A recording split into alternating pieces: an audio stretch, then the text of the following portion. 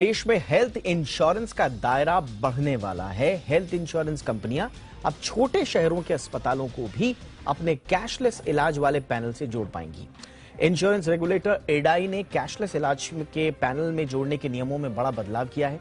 ये पूरी खबर क्या है और इसका एक आम आदमी पर कैसे असर होगा, खासतौर से छोटे शहरों में रहने वाले लोगों के जीवन में किस तरह का परिवर्तन आएगा, इस पर बातचीत के लिए जी मीडिया संवाददाता अनुराग शाह मेरे साथ जुड़ चुके हैं। अनुराग, एग्जैक्टली एडाई की ये कौन सी कार्रवाई है और इससे एक आम आदमी के जीवन में जो इलाज के लिए छोटे शहरों में खासतौर से इंश्योरेंस होने के बावजूद दर दर भटकता था, उसके जीवन में क्या परिवर्तन आएगा?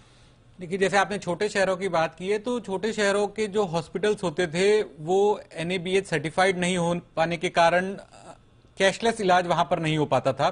कैशलेस इलाज, भले ही आपके पास इंश्योरेंस की पॉलिसी है, लेकिन कैशलेस इलाज उन हॉस्पिटल्स पे नहीं हो पाता था। लेकिन इंश्योरेंस रेगुलेटर ने काफी बड़ा ऐलान किया है। इसमें जो इंश्योरेंस कंपनी है उसकी बोर्ड की जो पॉलिसी है उसके हिसाब से ही हॉस्पिटल्स एम्पैनल्ड हो सकते हैं।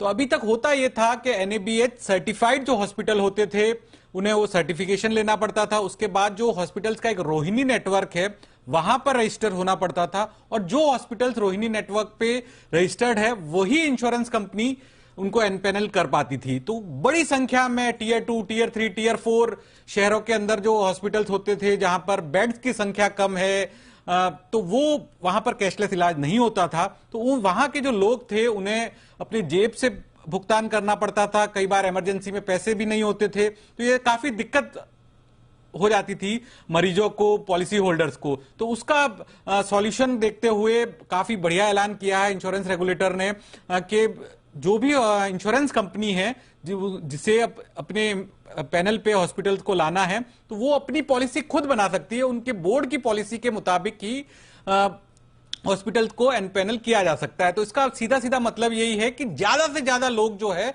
ज्यादा से ज्यादा हॉस्पिटल जो है वो कैशलेस फैसिलिटी के दायरे में आएंगे। और एक और इसमें एक ध्यान देने वाली बात है कि जो अभी नया मोटर व्हीकल एक्ट आया था, मोटर व्हीकल एक्ट में जो संशोधन के बाद कहा गया था कि गोल्डन आवर्स का जो ट्रीटमेंट होता है वो कैशलेस होना चाहिए हॉस्पिटल्स में नियर बाय के। तो देश में जो लाखों मौतें होती है गोल्डन आवर ट्रीटमेंट नहीं मिलने की, तो वहां पर भी इसका इंपैक्ट देखने को मिलेगा कि अब जो छोटे शहरों के, कस्बों के टियर 2, टियर 3, टियर 4 शहरों के जो हॉस्पिटल्स होंगे वहां पर कैशलेस इलाज होगा, तो गोल्डन आवर का ट्रीटमेंट भी वहां पर हो पाएगा।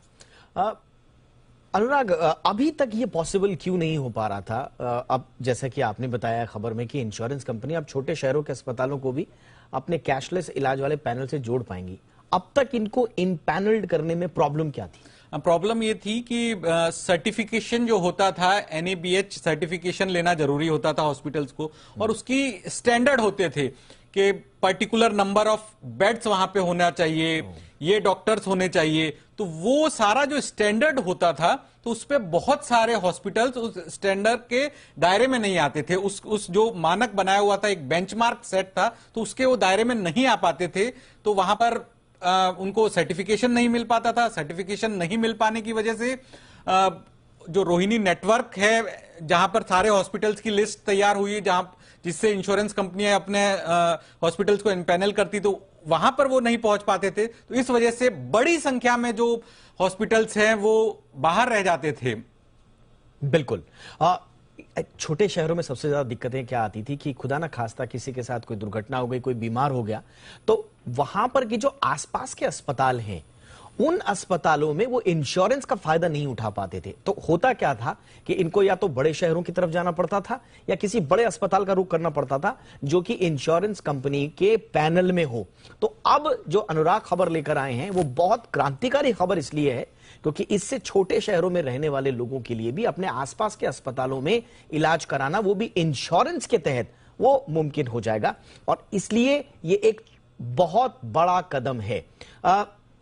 एक तो ये आम आदमी के लिए इंपॉर्टेंट है अनुराग, दूसरा जो हम कह रहे हैं कि इंश्योरेंस का दायरा बढ़ाने के लिए आप नए नए रिफॉर्म्स कीजिए, तो उसके तहत भी ये इंपॉर्टेंट। बिल्कुल बिल्कुल। जो नए चेयरमैन आए हैं IRDA के, देवाशीष पांडा, जो पूर्व DFS सेक्रेटरी भी रह चुके, तो वो बहुत हर हफ्ते एक बड़े से बड़ा ऐलान कर रहे हैं। पहले उन्होंने एक ऐलान किया यूज एंड फाइल वाला, पहले आप प्रोडक्ट को यूज करिए, फिर कंपनियां फाइल करें, फिर पे एज यू यूज जो हमने कुछ दिन पहले हमने खबर की थी, तो उसी कड़ी में ये एक और ऐलान है जिसमें मकसद यही है कि देश के कोने कोने तक इंश्योरेंस की पहुंच को बढ़ाया जाए, पेनिट्रेशन बढ़ाया जाए। उन्होंने इंश्योरेंस कंपनियों को टारगेट भी दिया है। अभी जो जनरल इंश्योरेंस कंपनियां हैं जिनका प्रीमियम 2 लाख करोड़ का है, वो उन्होंने टारगेट दिया है कि अगले 5 साल में वो 11 लाख करोड़ तक हो जाना चाहिए।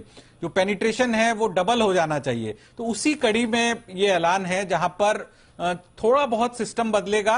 और उसमें आईआरडी ने यह भी कहा है अपने सर्कुलर में कि जो बोर्ड की पॉलिसी है हॉस्पिटल को इम्पैनल करने की, वहां पर मैन पावर का ध्यान रखा जाए, सुविधाओं का ध्यान रखा जाए। उस बोर्ड पॉलिसी को वेबसाइट पे डालना होगा। तो ऐसा नहीं कि कहीं कुछ कॉम्प्रोमाइज भी हो रहा है। आईआरडी पूरी तरह से बता रहा है कि जिस तरह से बोर्ड की पॉलिसी बनेगी हॉस्पिटल को एम्पैनल करने की, उसकी जानकारी भी आपको पब्लिक डोमेन में डालनी होगी। लेकिन इसमें एक दीपक बात मैं आपको बताना चाहूंगा, जब भी हमने देखा है कि हॉस्पिटल्स जहां पर कैशलेस इलाज होता है तो उनके जो चार्जेस होते हैं वो थोड़े बढ़ जाते हैं।